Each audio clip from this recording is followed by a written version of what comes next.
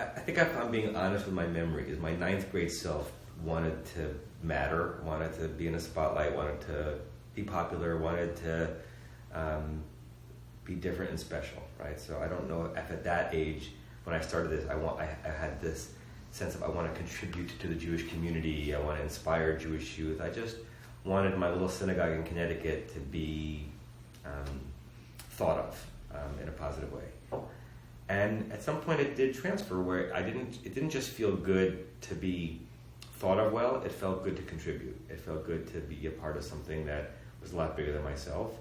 And it just broadened my opportunities to see the state, see the region, see the country, and eventually see the world, and be exposed to some terrific mentors who are still mentors in my life today. I think that I've always, from a young age, really deeply cared about the conservative movement, because I've always been a committed Jew when it comes to ritual and practices, but then when I got older and kind of became more aware of the gender imbalances that exist in Judaism sometimes, I became deeply committed to the idea of egalitarianism and egalitarianism within traditional Judaism, and the idea of balancing both deep commitment and tradition to Jewish law and practice with innovation and with modifying how we see Jewish law to kind of fit our times, our era, our culture. But then I got to a point at the end of ninth grade when my parents said, you have to go to this event.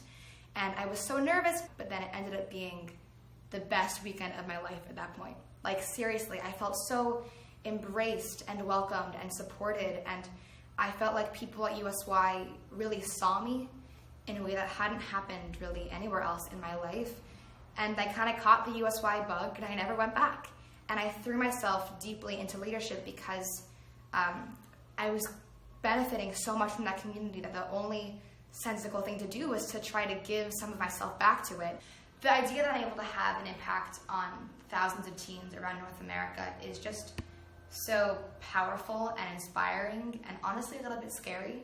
It's scary to think of the impact that I could potentially have, because I want to make sure that I handle this role delicately and with the sensitivity and nuance that it deserves, and balance, my kind of excitement about my goals and initiatives and ideas with a deep understanding that everything that I do and say has a really kind of deep ripple effect, which is really cool to think that words that I say could be heard by people all over. In terms of how it's impacted me personally, I think that I've just learned so much about the world, about Judaism, about the movement, about myself as a leader. I've learned really valuable interpersonal skills, I think, that will help me for the rest of my life. The notion of fear you mentioned about the weight of the responsibility of people actually listening to you, that there's actually a text, I think it's a Mishnah, or maybe in the Gemara, that talks about what a scholar should say when they walk into a Beit Midrash, and you say a bracha, lest your teaching leads someone else to make a mistake, right? It's asking for the wisdom and the pre-forgiveness, lest with good intentions, because people listening to you, they do something they shouldn't have done. And I think that is weighty.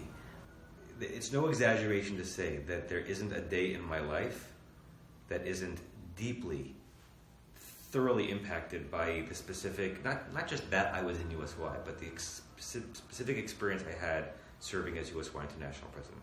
So some deeply obvious ones, as I mentioned before, that I met my wife, and only met my wife to be, we didn't get married then, because I was USY International President, and I ended up at a convention in Phoenix that I would not have been at otherwise. And obviously you meet hundreds of thousands of people over the course of your life. But the circumstances that brought me to that moment were because I was serving in this role.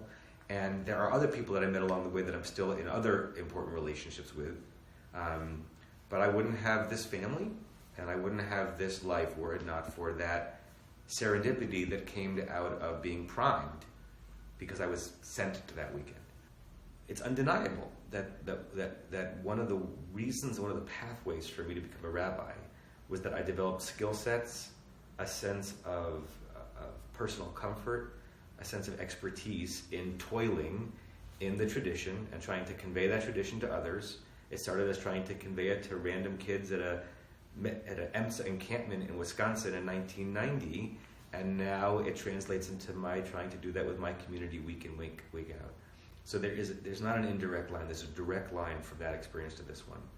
So there are engagements that I've had with members of my staff, members of my leadership this week that are done better because of the evolution of skills and instincts I learned 29 years ago in that very role.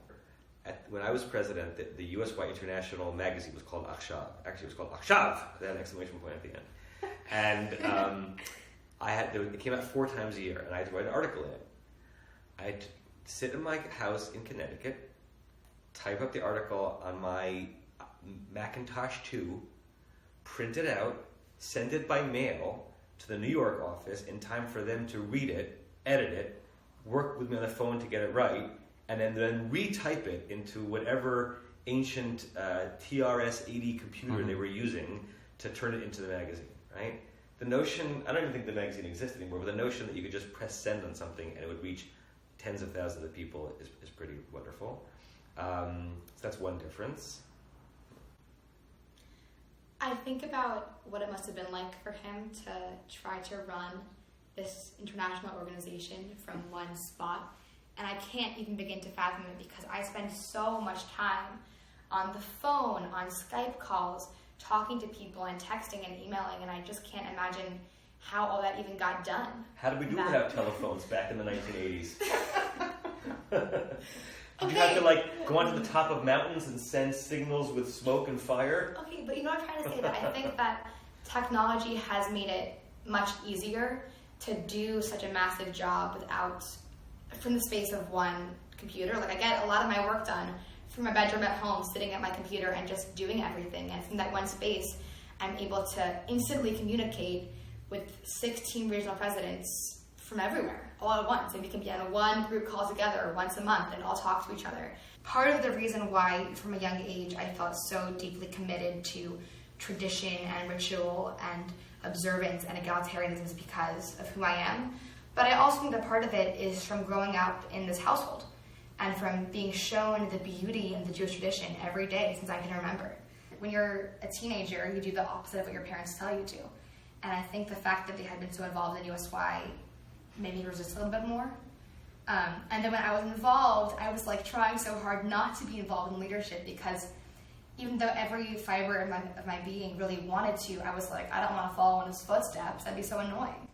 But then I did it, and it was really great. And as I became involved in leadership, it was just so helpful to have their words of wisdom, and I still talk through with them leadership dilemmas. I have them read my writing. I have them look at a program I'm going to run. And I think having those mentors and role models in my life, in my house with me, has not just inspired me, but has actually made me better at my job because of the feedback that I'm able to get and because of what they've taught me.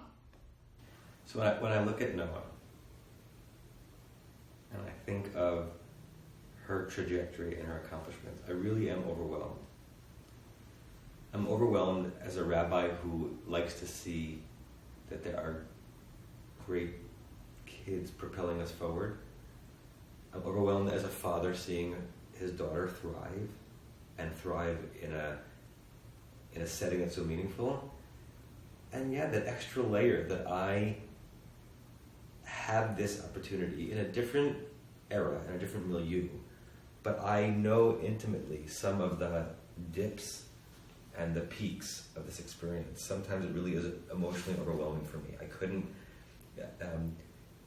at the convention when she was elected, it felt rather unreal that I'm actually watching my daughter step into this role.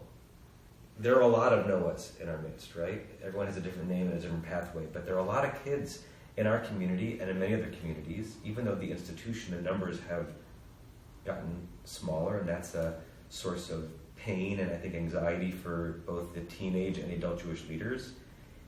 It's also the case if you don't think about the edges of how big it is, but the quality of the souls of the people who are taking leadership, that's also overwhelming.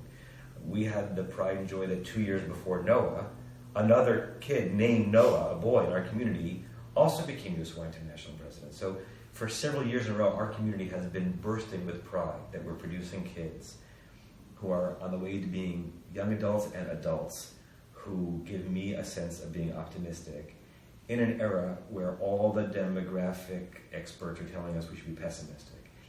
I'm proud of what I did. I really am. And there are people I'm in a relationship with to this day who tell me that I said something or taught something that touched them, and that fills me with great joy. But Noah is driven by a different compass and a more focused and educated and informed commitment to what she's doing and why she's doing it.